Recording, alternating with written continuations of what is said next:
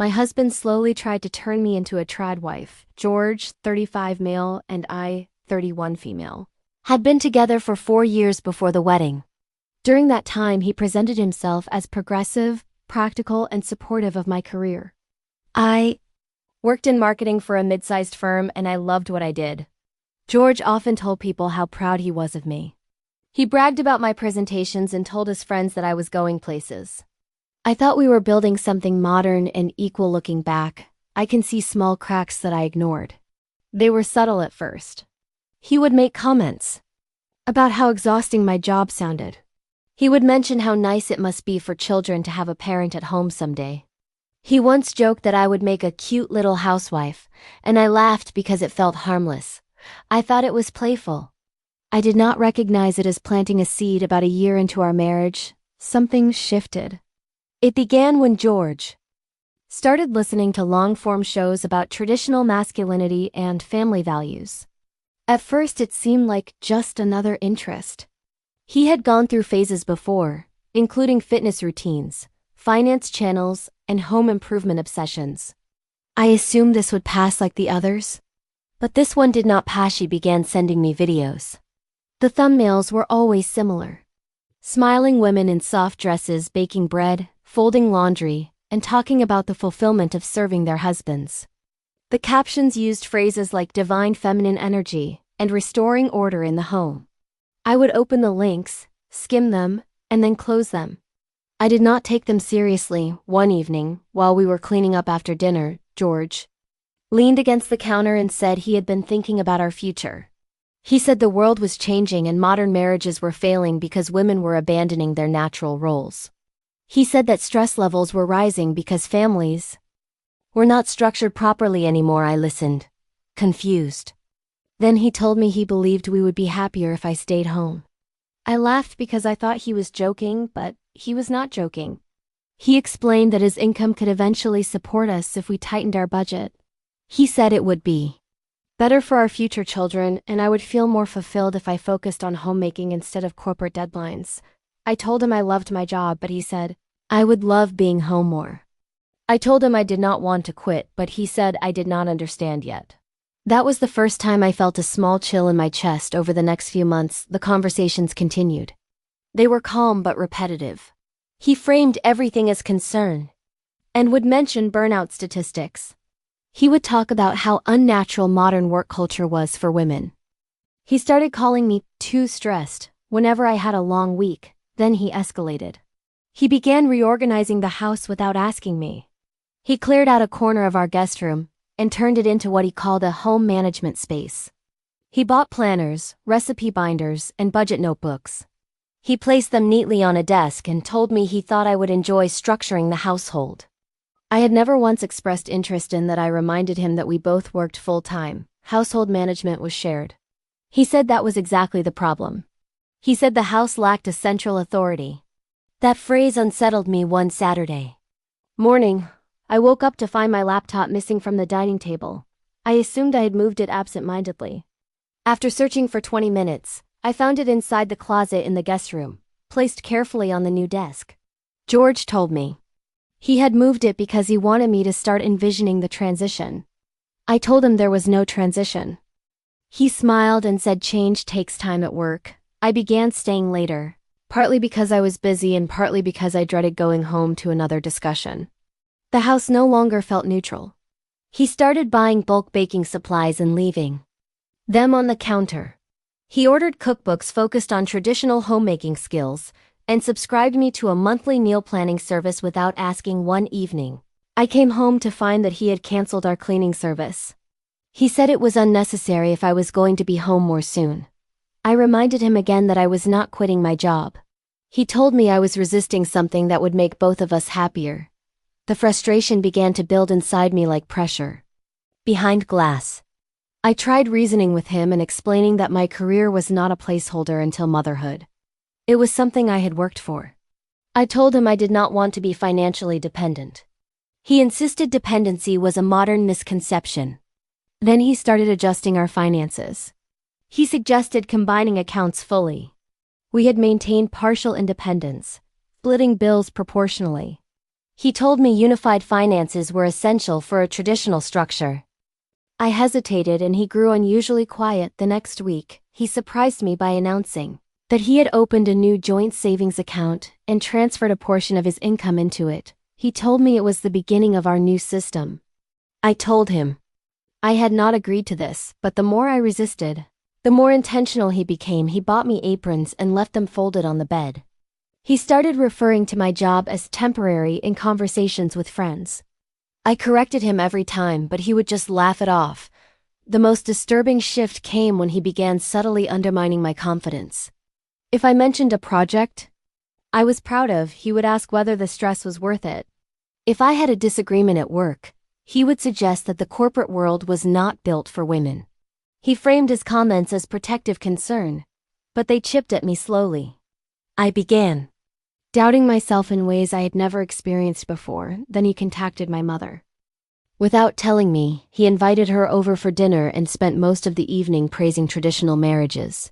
He asked her about her time staying home when I was young and emphasized how stable it made our family. My mother, who had worked part-time and sacrificed many ambitions quietly, seemed flattered by the nostalgia. Later that night, she called me and gently asked whether I had considered slowing down at work, and I realized George was building reinforcement around me. He was constructing a world in which my resistance would look unreasonable. That was when the chill turned into something sharper, because I finally understood that this was not a phase. It was a campaign. The shift from suggestion to strategy happened gradually, but once I noticed it, I could not unsee it. George began tracking my schedule. At first, he framed it as concern for my workload. He would ask detailed questions about meeting times, project deadlines, and client calls. I assumed he was simply interested. Then I noticed he would plan surprises that conflicted with important work obligations. He scheduled a weekend trip during the week of a major presentation. He purchased non-refundable tickets and told me I needed to prioritize our marriage over corporate deadlines. When I declined and stayed home to prepare, he spent the entire weekend silent. After that, he changed tactics. He began handling more chores around the house, but in a way that made me feel incompetent. He would redo things I had already done. If I washed dishes, he would wash them again. If I folded laundry, he would unfold it and refold it properly. He never criticized directly. One evening, he replaced all of my fitted work blouses with looser dresses he had purchased. They were modest, soft, and pastel-colored. He told me he thought they reflected who I really was. I stared at my closet, feeling like I was standing in someone else's home. I put my work clothes back, but the next day, they were missing again. This time they were packed into a storage bin in the garage. When I confronted him, he said he thought I was transitioning and that it was healthier not to cling to old identities. As if my career were a childhood phase, I began to suspect something deeper than preference. This was control disguised as devotion. One day, George informed me that he had adjusted our budget to prepare for a single-income household. He reduced discretionary spending without consulting me. He canceled subscriptions that were tied to my professional development and claimed it was temporary discipline to accelerate our transition. I told him there was no transition, and he told me I was in denial. At work, I felt increasingly distracted. I began double-checking my phone constantly, worried he had done something else without telling me. The stress he claimed to want to eliminate was multiplying. The breaking point came when I arrived at work and discovered I could not log into my email. After several failed attempts, I contacted IT. They informed me that a password reset request had been submitted from my home IP address overnight. My stomach dropped. I called George immediately, and he answered calmly. He said he had tried to help me step back. He said if I could not access work, I would have space to reconsider what truly mattered. I felt something inside me fracture. This was no longer subtle. I left the office early that day and drove home in silence, my thoughts racing. When I walked through the door, George was seated at the dining table with the household planner open. He looked peaceful and told me he loved me. He told me he was protecting our future. For the first time, I did not argue. I simply looked at him and understood that he believed his actions were justified. That was what made it extreme. He did not see himself as controlling.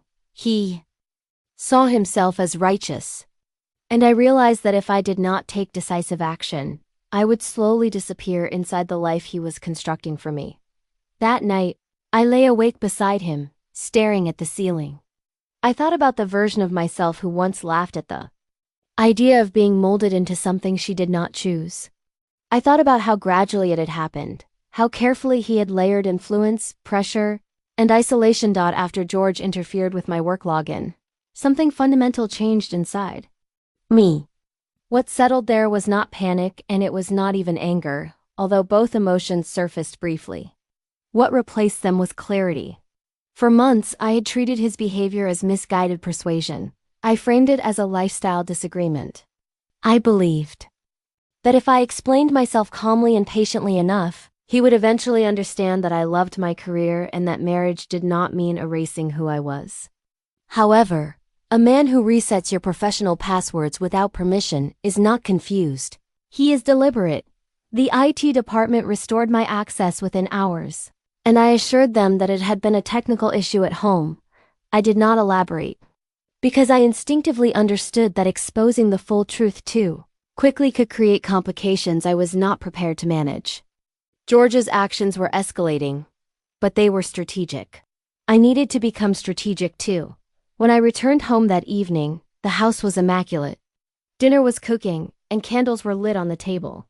The entire atmosphere felt staged, as though he were performing the role of devoted husband.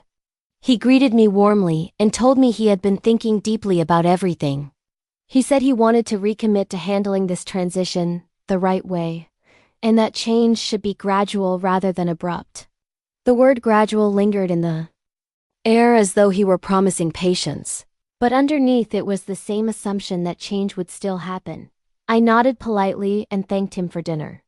I did not argue about the password reset again. Instead, I began observing him with a detachment I had never experienced before. Over the following weeks, his approach shifted yet again. He began printing out articles that appeared on the kitchen counter, highlighting divorce rates in dual-income households and essays about the psychological fulfillment of traditional roles. He placed sticky notes beside certain paragraphs and underlined phrases about male leadership and domestic harmony. Our dining table began to resemble a research station designed to support a thesis I had never agreed to defend. When I refused to engage with the materials, he escalated the social pressure. He invited a couple from his gym to dinner. The wife, Emily, had recently left her job to stay home full-time. Throughout the evening, George steered the conversation toward domestic routines and the supposed serenity of traditional marriage structures. Emily spoke politely about her decision, but I noticed small hesitations in her tone. As though her certainty was still fragile, I felt like I was being displayed as a project in progress. After they left, George commented on how peaceful their dynamic seemed and said he wanted that kind of calm for us. I asked him whether calm required erasing my ambitions.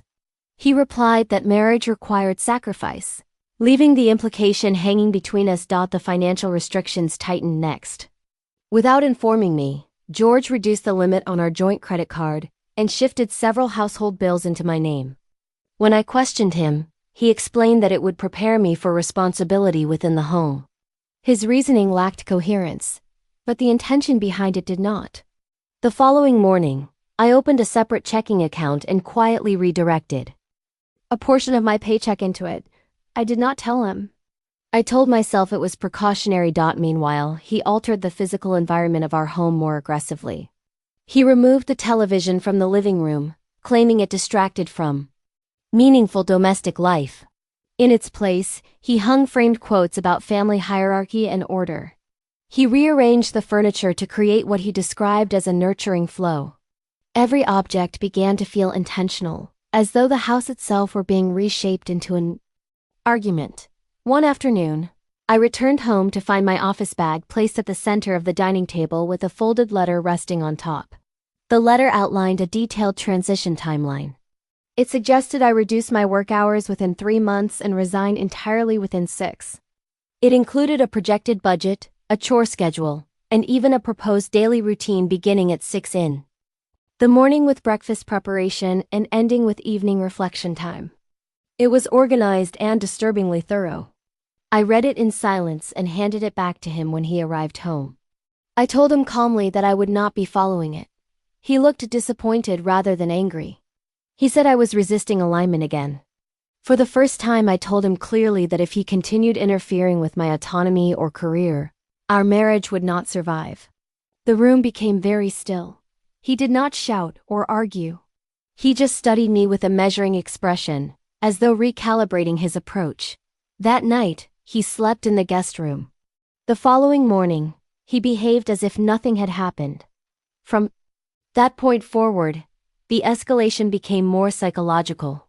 He stopped complimenting my professional achievements and ceased asking about my day. Instead, he praised me only when I performed domestic tasks. If I cooked dinner, he was warm and attentive. If I cleaned the kitchen, he expressed affection. If I worked late or discussed a successful presentation, he grew distant and withdrawn. Affection became conditional, and I recognized the pattern. He was attempting to train me. The realization did not make me collapse. It made me colder and more focused. I began investing more deeply in my career, reconnecting with colleagues and accepting leadership opportunities. Each professional advancement felt like reclaiming ground. At home, George instituted what he called Sunday family planning meetings, even though we had no children. He outlined expectations for the week and assigned household tasks as though I were an employee. I attended once out of disbelief. I never attended again. Then an email arrived on a Thursday afternoon with the subject line employment status inquiry. Before I even opened it, I felt a tightening in my chest. The message explained that someone identifying himself as my spouse had contacted HR expressing concerns about my mental well-being and professional stability. The caller had implied that work-related stress was impairing my ability to perform safely and effectively. I stared at the screen, reading the words repeatedly, feeling the calculated nature of it settle over me. George had attempted to plant doubt about my competence. I immediately scheduled a meeting with HR. I brought performance reviews, promotion records, and documentation of recent project successes. I explained calmly that my husband and I were experiencing personal disagreements unrelated to my professional capacity. I assured them I was stable, committed, and fully capable of fulfilling my responsibilities. The HR manager listened carefully. She did not appear alarmed by my performance. She appeared concerned about the behavior of the person who had called when I left the meeting. Something inside me solidified permanently. Until that moment, I had believed George's actions, while extreme, were rooted in misguided ideology. Contacting my employer crossed into something darker. He was willing to jeopardize my livelihood to force compliance. That was not tradition. It was control. When I returned home that evening, I moved through the house slowly, noticing everything with new clarity.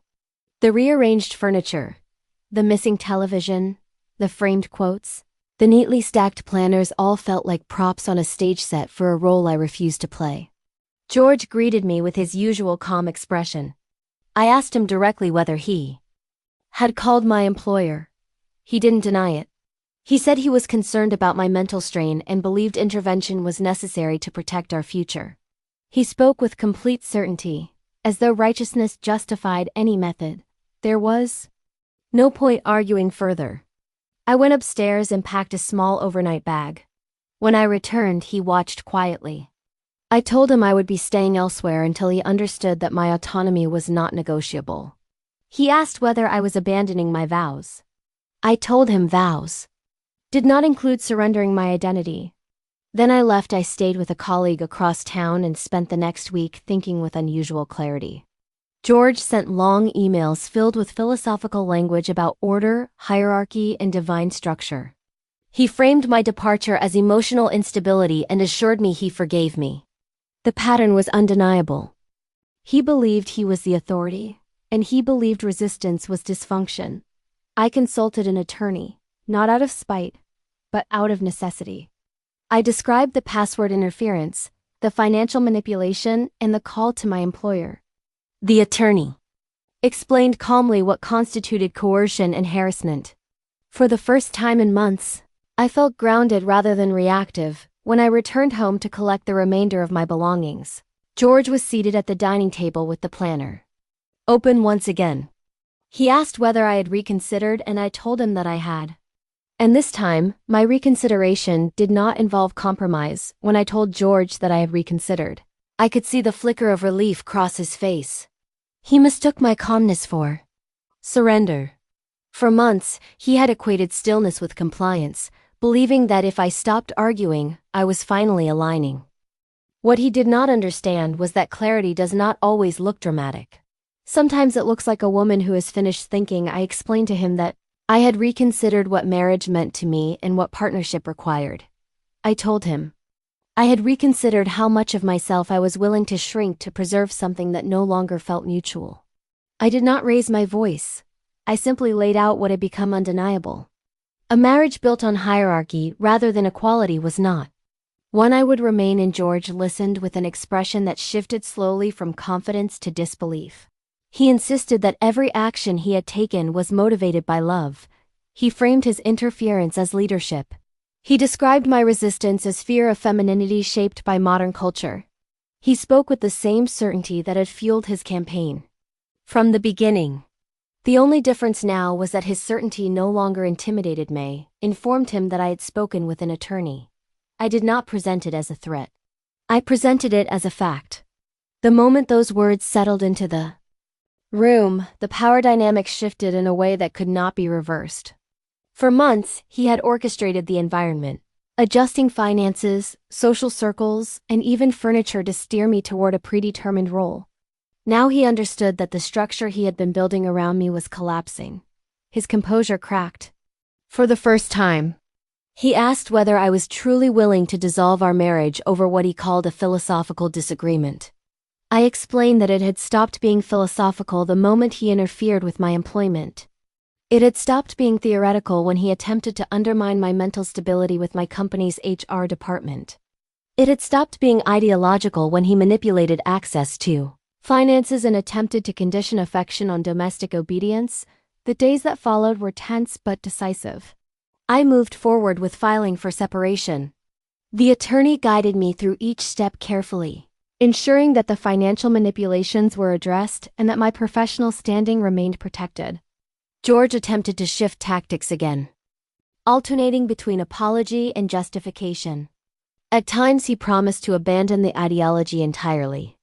At other moments he insisted that I would regret rejecting what he described as a divinely ordered life. The legal process moved steadily. Because we had no children and relatively straightforward assets, it did not stretch endlessly.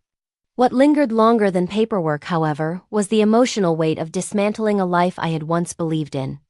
There were moments when I stood in my nearly empty apartment and felt the quiet ache of what could have been. I loved him. I believed in us.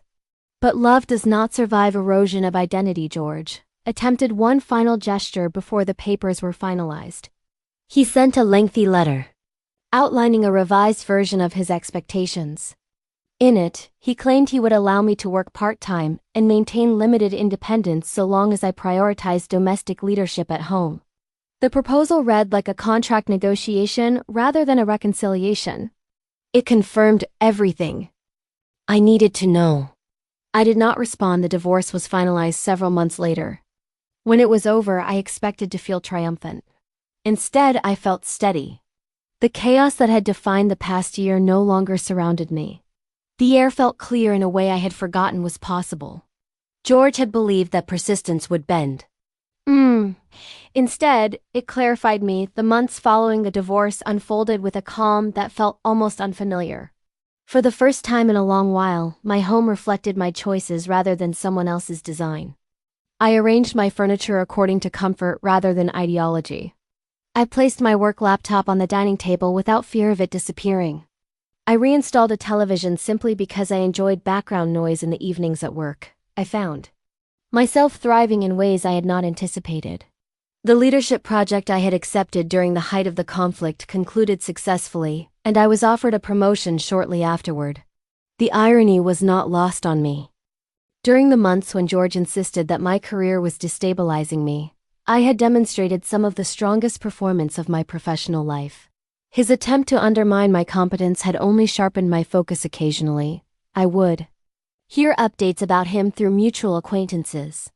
He had doubled down on his beliefs publicly, joining online communities centered around rigid gender roles. The pattern did not surprise me. Control often seeks reinforcement rather than reflection. I no longer felt anger when I heard these updates. I felt distance. The ending was not explosive. It was not cinematic. It was decisive. I did not become a tradwife. I did not surrender my autonomy. And I did not disappear instead. I rebuilt a life that reflected who I actually am, not who someone else insisted I should be. The most satisfying resolution was not defeating him in argument or proving him wrong publicly. It was waking up each day in a home shaped by my own choices, knowing that control disguised as devotion no longer had a place in my life. Sometimes, the most powerful ending is not dramatic at all, it is simply freedom.